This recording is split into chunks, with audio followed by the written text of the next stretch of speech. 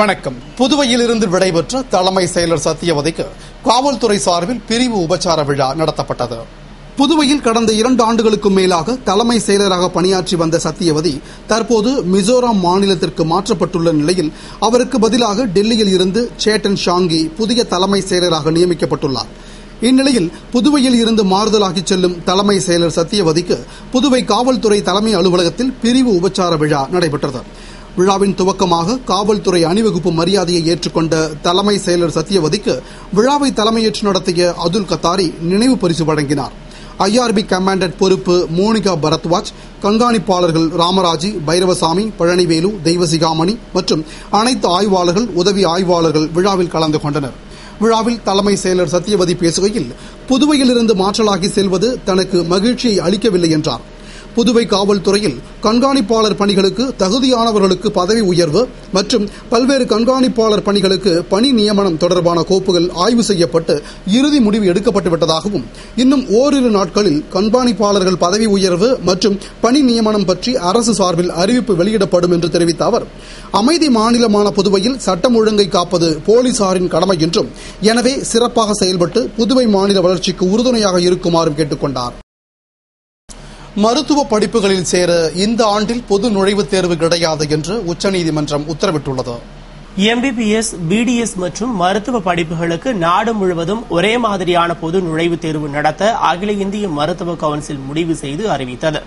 இதற்கு தமிழகம் உள்ளிட்ட பல மாநிலங்கள் எதிர்ப்பு தெரிவித்து உச்சநீதிமன்றத்தில் வழக்கு தொடரப்பட்ட நிலையில் இவ்வழக்கில் இடைக்கால தீர்ப்பு வழங்கிய உச்சநீதிமன்றம், மாநிலங்கள் மற்றும் சில கல்வி நிறுவனங்கள் நுழைவுத் தேர்வு நடத்தியிருந்தால் அதன் முடிவுகளை வெளியிட்டு மாணவர் சேர்க்கையை துவங்கலாம் என்றும், பொது நுழைவுத் தேர்வு அடிப்படையில் நடப்பாண்டில் மருத்துவ சேர்க்கை நடத்தாமல் பழைய முறைப்படியே மாணவர் சேர்க்கை நடத்தலாம் என்றும் தெரிவித்துள்ளது. இதன் மூலம் இந்த ஆண்டு பொது நுழைவுத் தேர்வு இல்லை என்பது உறுதியாகியுள்ளது. தன் அரசியல் வாழ்க்கையை போனாலும் புதுவைக்கு தனி மாநில அந்தஸ்து பெற அனுமதிக்க மாட்டேன் என்று ஏனாம் சட்டமன்ற உறுப்பினர் மல்லாடி கிருஷ்ணாராவ் கூறியுள்ளார்.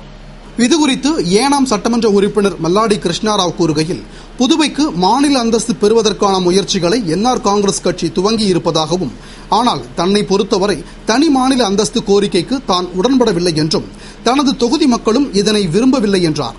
தன் மீது தனது தொகுதி மக்கள் மிகுந்த நம்பிக்கை வைத்துள்ளதாகவும், அவர்கள்தான் தனக்கு எஜமானர்கள் என்பதால் அவர்களது கட்டளைக்கு சேவை செய்வேன் என்று கூறிய அவர், அருகில் உள்ள மாநிலங்களை விட யூனியன் பிரதேசம் என்பதால் புதுவைக்கு மத்திய அரசின் நலத்திட்டங்கள் உடனுக்குடன் கிடைப்பதாகவும், ராஜீவ்காந்தி மகளிர் மருத்துவமனை, ஜிப்மர் மருத்துவமனை என மருத்துவமனை குறைவில்லாத புதுவையில் மற்ற மாநிலங்களை விட கூடுதல் திட்டங்கள் கிடைத்துள்ளதாகவும் தெரிவித்துள்ளார். மாநில அந்தஸ்து இல்லாததால் 20% இழப்பு என்றாலும் 80% புதுவை மக்களுக்கு பயன் உள்ளதாகவும், பல்வேறு மொழி பேசும் மக்கள், பிராந்தியங்களின் புவி ஈர்ப்பு ரீதியாகவும் புதுவைக்கு மாநில அந்தஸ்திற்கு சாத்தியமே இல்லை என்ற அவர், தனது கட்சியும் காங்கிரஸ் சட்டமன்ற உறுப்பினர்களும் கூட மாநில அந்தஸ்திற்கு ஆதரித்தாலும் தனது தொகுதி மக்களுக்காக தனது அரசியல் எதிர்காலமே முடிந்து போனாலும் கூட ஆதரிக்க மாட்டேன் என்று கூறினார்.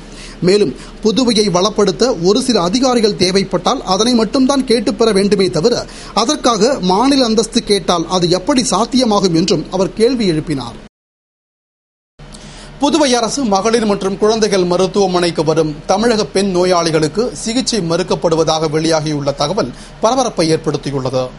தனியார் மருத்துவமனைக்கு நிகராக 350 படுக்கை வசதிகளுடன் சுமார் 45 கோடி ரூபாய் செலவில் புதுவை எல்லைப்பிள்ளை சாவடியில் அமைக்கப்பட்டுள்ள ராஜீவ்காந்தி அரசு மகளிர் மற்றும் குழந்தைகள் மருத்துவமனையில் சிறந்த உள்கட்டமைப்புடன் அளிக்கப்படும் மருத்துவ சேவையை பெறுவதற்காக புதுவை மட்டுமின்றி விழுப்புரம், கடலூர், நாகப்பட்டினம், திருவண்ணாமலை உள்ளிட்ட தமிழக மாவட்டங்களிலிருந்தும் ஏராளமான பெண்கள் வருகின்றனர்.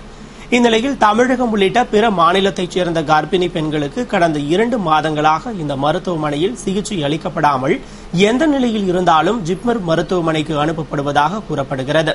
புதுவையிலிருந்து தமிழக பகுதிக்கு திருமணம் செய்து கொடுக்கப்பட்ட பெண் பிரசவத்திற்காக தாய் வீட்டிற்கு வந்தால் கூட புதுவையில் வசித்ததற்கான பழைய சான்றிதழ் கேட்டு அனுமதி மறுக்கப்படுவதாகவும், பிரசவ வழியின் போது சான்றிதழை எங்கு தேட முடியும் என்பதை மருத்துவர்கள் நினைத்து பார்ப்பதில்லை என்றும் ஊழியர்கள் தரப்பில் கூறப்படுகிறது.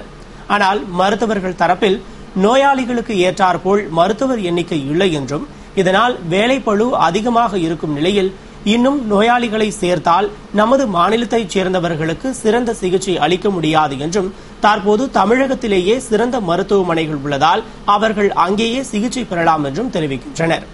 ஜாதி மத இன வேறுபாடு இல்லாமல் உயிரை காக்கும் பணி செய்யும் மருத்துவர்களுக்கு மத்தியில் புதுவை அரசு மருத்துவர்களின் போக்கு வித்தியாசமாக காணப்படுவதால் மருத்துவமனையில் பரபரப்பான சூழல் ஏற்பட்டுள்ளது.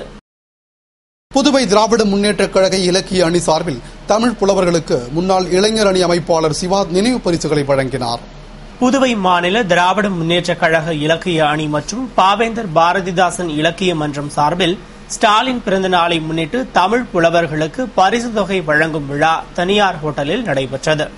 இலக்கிய அணி மாநில செயலாளர் குமார சுப்பிரமணி தலைமையில் இலக்கிய அணி தலைவர் அமாவாசை, துணைத் தலைவர் தண்டபாணி உள்ளிட்ட நிர்வாகிகள் முன்னிலையில் நடைபெற்ற விழாவில் இலக்கிய அணி துணை செயலாளர்கள் ராஜேந்திரன், ராஜாராமன், சோமசுந்தரம், செல்லமணி ஆகியோர் வரவேற்க இளைஞரணி முன்னாள் அமைப்பாளர் சிவா, மனோன்மணியம் சுந்தரனார் பல்கலைக்கழக முன்னாள் துணைவேந்தர் சபாபதி மோகன், முன்னாள் பாராளுமன்ற உறுப்பினர் CP திருநாவுக்கரசு ஆகியோர் சிறப்பு அழைப்பாளர்களாக கலந்து கொண்டு தமிழ்மாமணி மன்னர் மன்னன், புலவரேரு அரிமதி தென்னகன், புலவர் சாரங்கபாணி, சொல்லாய்வு செல்வர் வேல்முருகனார், முனைவர் பட்டம்மாள், கலைமாமணி புதுவைதாசன் ஆகிய புலவர்களுக்கு பரிசு தொகை மற்றும் நினைவு பரிசு வழங்கி சிறப்புரையாற்றினர். இளைஞரணி துணை அமைப்பாளர்கள் IG வீரராகு, திருவாண்டார் கோவில் காந்தி, ராஜாராமன், தலைமை மகளிரணி பிரச்சார செயலாளர் நளினி சாரங்கன் ஆகியோர் வாழ்த்துரை வழங்கிய விழாவில் இலக்கிய அணி புரவலர் பாண்டியன் நன்றி கூறினார். இலக்கிய அணி மற்றும் திமுக நிர்வாகிகள் திரளாக விழாவில் கலந்து கொண்டனர். ஒரே ஒரு துணை மின் நிலையம் இருப்பதால் மின் அழுத்தம் தாங்காமல் மின்தடை ஏற்படுவதாகவும் மற்றொரு துணை மின் நிலைய பணி முடிந்ததும் மின்தடை ஏற்படாது என்று மின்துறை விளக்கம் அளித்துள்ளது. புதுவையில் மின்வெட்டே இல்லாத நிலை மாறி தற்போது அடிக்கடி மின்வெட்டு ஏற்படும் சூழல் உருவாகியுள்ளது. அதிலும் இரவு நேரங்களில் மின்சாரம் துண்டிக்கப்படுவதால் பொதுமக்கள் பெரிதும் அவதியடைகின்றனர். புதுவையில் தேவைக்கு அதிகமாகவே மின்சாரம் இருப்பதாக அரசு கூறும் நிலையில் மின்வெட்டு ஏன் என்று பல தரப்பிலும் கேள்வியும் கண்டனமும் எழுந்துள்ளது. இதுபற்றி மின்துறை தரப்பில் விளக்கம் அளிக்கப்பட்டுள்ளது. புதுவையில் எந்த இடத்திலும் மின் பற்றாக்குறை இல்லை என்றும், கோடைக்காலம் என்பதால் இரவு நேரங்களில் மின்விசிறி, AC போன்ற மின்சாதன பொருட்கள் அதிகம் பயன்படுத்தப்படுவதாலும், பல தொழிற்சாலைகளில் இரவு நேரங்களில் செயல்படுவதாலும் அதிகளவு மின்சாரம் விநியோகம் செய்ய வேண்டியுள்ளதாகவும், ஆனால் அதிக மின்சார லோடை மின்மாற்றியால் தாங்கிக் கொள்ள முடியாது என்பதால் மின்சாரத்தை ஒவ்வொரு பகுதியிலும் சுழற்சி முறையில் நிறுத்தப்படுவதாகவும், ஒரே ஒரு துணை மின் நிலையம் என்பதால் தான் லோடு தாங்காமல் மின்தடை ஏற்படுகிறது என்றும், இந்நிலையை போக்க வெங்கடா நகரில் நடைபெற்று வரும் துணை மின் நிலையம் அமைக்கும் பணி முடிந்துவிட்டால் மின்தடை ஏற்படாது என்றும் தெரிவிக்கப்பட்டுள்ளது. மேலும் ஜூலை மாதத்திற்குள் அப்பணி முடிந்துவிடும் என்றும், அதன்பின் மின்தடை ஏற்படாது என்றும் மின்துறை தரப்பில் தெரிவிக்கப்பட்டுள்ளது. கோடை வெயிலில் அதிக விளைச்சலை தரும் சப்போட்டா பழத்தின் விற்பனை புதுவையில் சூடுபிடித்துள்ளது. கோடை காலத்தில் குளிர்ச்சிமிக்க பழங்கள் மட்டுமின்றி சூட்டுத்தன்மை கொண்ட மாம்பழம், சப்போட்டா, பிலாச்சுளை போன்ற பழங்களும் விற்பனை செய்யப்படுகின்றன. ஏனெனில் அவற்றின் விளைச்சல் காலமே கோடை காலம்தான். எந்த ஒரு கனியாக இருந்தாலும் அவற்றை விளைச்சல் காலத்தில்தான் இயற்கையான கனியாக பெற முடியும். அந்த வகையில் கோடை காலத்தில் விளையும் சப்போட்டா அதிக அளவில் விற்பனைக்கு குவிந்துள்ளன. விளைச்சல் காலம் என்பதால் பழத்தின் ருசியோ மெய்மறக்கச் செய்கிறதாம். இதனால் சூட்டுத்தன்மை கொண்டதாக இருந்தாலும் அதன் இயற்கையான ருசிக்காகவே மக்கள் விரும்பி வாங்கிச் செல்வதாக வியாபாரிகள் தெரிவிக்கின்றனர். மேலும் கடந்த ஆண்டு தானே புயலால் கனியாவதற்கு முன்பே மரங்கள் அனைத்தும் சாய்ந்து விளைச்சல் குறைந்து காணப்பட்டதாகவும், இதனால் அவற்றின் விலையும் சற்று கூடுதலாக இருந்த நிலையில் இந்த ஆண்டு விளைச்சல் அமோகமாக உள்ளதாகவும், சொந்தமாக தோட்டத்தில் பயிரிட்ட சப்போட்டா மரங்கள் நன்கு விளைச்சலை கொடுத்துள்ளதால் கிலோ 25 ரூபாய்க்கு விற்கப்படுவதாகவும் தெரிவித்துள்ளனர். புதுவையில் புதிய தலைமை செயலர் பொறுப்பேற்ற பின் IAS அதிகாரிகளின் துறைகளில் அதிரடி மாற்றங்கள் செய்யப்படும் என்று தகவல்கள் வெளியாகியுள்ளன. புதுவை அரசில் பணியாற்றும் IAS அதிகாரிகளை மத்திய உள்துறை அமைச்சகம் அனுப்பி வைக்கிறது. தலைமைச் செயலர் உள்ளிட்ட 11 IAS அதிகாரிகள் புதுவையில் பணியாற்றி வரும் நிலையில் தலைமைச் செயலர் சத்தியவதியை மிசோரத்திற்கு மாற்றிய மத்திய உள்துறை, மிசோரத்தின் உள்ளிருப்பு ஆணையராக பணியாற்றும் சேட்டன் ஷாங்கியை புதிய தலைமைச் செயலராக நியமித்து உத்தரவிட்டது. இதையடுத்து தலைமைச் செயலர் சத்தியவதி புதுவையிலிருந்து விடைபெற்று சென்றுள்ள நிலையில் புதிய தலைமைச் செயலர் விரைவில் பொறுப்பேற்க உள்ளார். புதிய தலைமைச் செயலர் பொறுப்பேற்றவுடன் IAS அதிகாரிகள் கவனித்து வரும் துறைகளில் அதிரடி மாற்றங்கள் செய்யப்படும் என தகவல் வெளியாகியுள்ளதால் தலைமைச் செயலக வட்டாரத்தில் பரபரப்பு ஏற்பட்டுள்ளது. தங்கம் விலை குறைந்ததால் அக்ஷய திருதியை தினமான ஒரே நாளில் நாடு முழுவதும் சுமார் 25,000 கிலோ தங்கம் விற்பனையாகியுள்ளது. தங்கத்தின் மீதான முதலீடு குறைவு, டாலர் மதிப்பு குறைவு போன்ற காரணங்களால் இந்த ஆண்டு தங்கம் விலை படிப்படியாக குறைந்து கிராமிற்கு 500 ரூபாய் வரை குறைந்தது.